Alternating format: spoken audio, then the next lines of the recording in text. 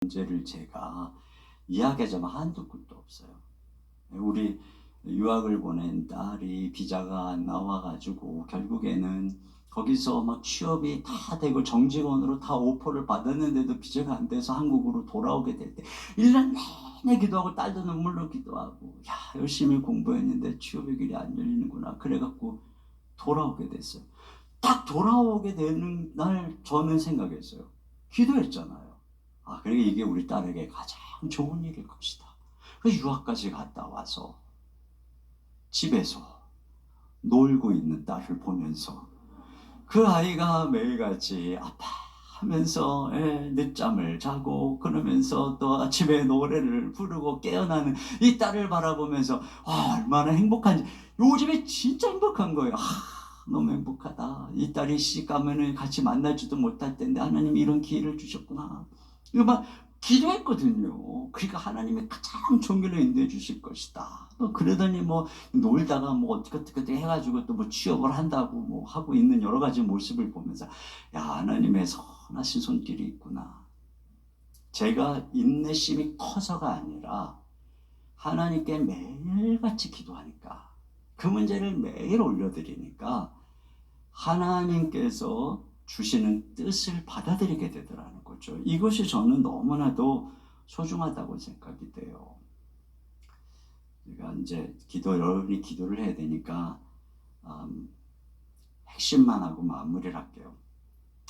좀 더 하고 싶은 얘기가 있지만 더하면 이제 은혜가 안 되니까, 그리고 매일같이 기도를 할 때 이 설교의 제목처럼 한계를 돌파하게 되는 것이죠. 여러분, 이 매일매일 드리는 기도가 매일매일의 능력이라고 그랬잖아요. 근데 이게 매일매일의 능력이 계속 기도하다 보면 이것이 이제 저장이 됩니다. 저장이 된다는 것이, 그것이 내공이 되고 그것이 내적인 능력이 되는 것이죠.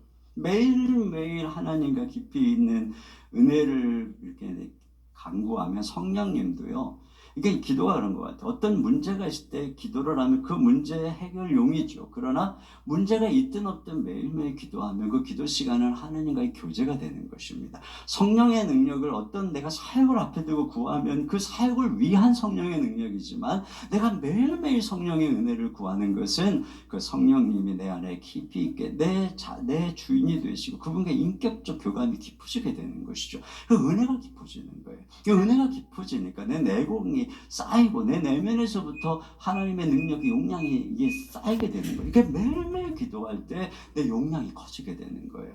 왜? 내가 하나님 크게 받고 커지는 것이거든요. 용량이 커져. 그러다 보니까 어느 순간에 전에는 내가 뛰어넘지 못했던 그런 한계를 뛰어넘는 거예요. 사람들 가만히 보면은 잘하다가 꼭 넘어지는 그 부분이 있어요.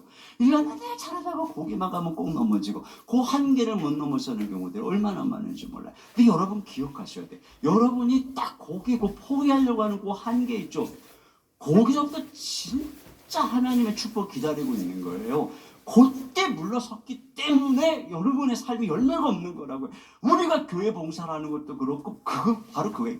딱 그 한계부터 여기 더 못해 하는 그걸 딱 뛰어넘어야 되는 거거든요.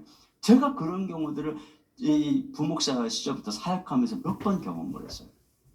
내가 여기 뛰어넘었어야 돼. 그 다음부터 제가 일을 다물고 할 때 부흥을 경험하는 거죠. 여러분이 그렇습니다. 한계를 뛰어넘어야 돼요. 그러려면 어떻게 되느냐? 기도해야 되는 것이죠.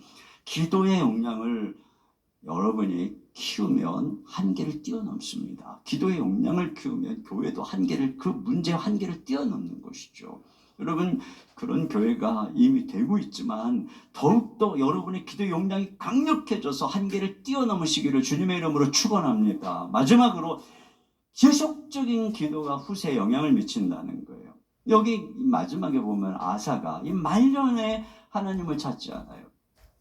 이게 늘 안타깝죠. 히스기야도 그렇게 젊을 때 하나님을 찾다가 말년에 하나님을 찾지 않아요. 그래가지고 자기가 열심히 세운 나라, 자기가 열심히 세운 거 다 자기가 찾아먹고 죽는 경우들 얼마나 많이 봅니까? 그런데 성경을 보면은 이 다윗하고 아브라함 같은 경우는 죽을 때까지 하나님을 찾는 거예요. 다윗도 밧세바 일 외에는 끝까지 여호와 하나님만 찾고 경외하죠. 아브라함도 마찬가지입니다. 그 백세에 낳은 아들을 모리아산의 번제로 드리기까지 끝까지 하나님을 찾잖아요. 이거 두 번의 특징이 뭡니까? 이들 때문에 자손이 복을 받는다. 그러니까 아브라함 때문에 이삭이 복을 받고, 아브라함 때문에 이 야곱이 복을 받고, 요셉이 복을 받고, 이스라엘 백성들이 복을 받고, 이 백성이 시조가 되고, 이 다윗 때문에 그 후손들이 복을 받는 것입니다. 이게 바로 그런 거죠. 우리가 기도를 하다가 내가 무슨 사역 맡았다고 기도하고, 내가 뭐 한다고 기도하고, 내가 무슨 직분자라고 기도하고, 그러다가 그거 안 하면 기도 안 하고, 여러분 그런 영향력이 없어요. 끝까지 죽을 때까지, 그리고 숨을 거둘 때까지 기도하는 것입니다. 내가 지난주에도 설교를 했는데, 여러분 성경을 유심히 보면 요즘에 이제 창세기 통독하면서 느끼는 것인데, 연초에 들어와가지고 죽을 때 선조들의 특징이 뭐예요? 다 죽을 때 축복하면서 죽습니다. 이삭도 늙으니까 아들 축복하고, 야곱도 운명을 거두기 전에 축복하고, 모세도 죽기 전에 다 축복하고, 그리고 죽어요. 죽을 때까지 기도하는 것입니다. 우리가 그래야 되는 거예요. 숨을 거둘 때, 그래서 숨을 거둘 때 제일 성령 충만해야 되는 것입니다. 내 겉사람은 후패하나 속은 날로 새롭도다.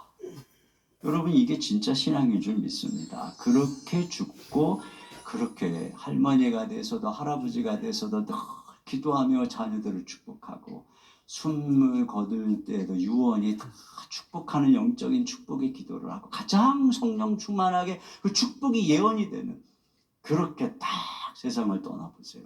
자손 만대, 그 분으로 인해서 믿음의 명문가를 이루게 되는 것입니다. 그러니까 중요한 게 뭐, 제가 오늘 말씀드린 핵심이 뭐냐, 2023년 여러분 이 새해에 끝까지 기도하자는 것입니다.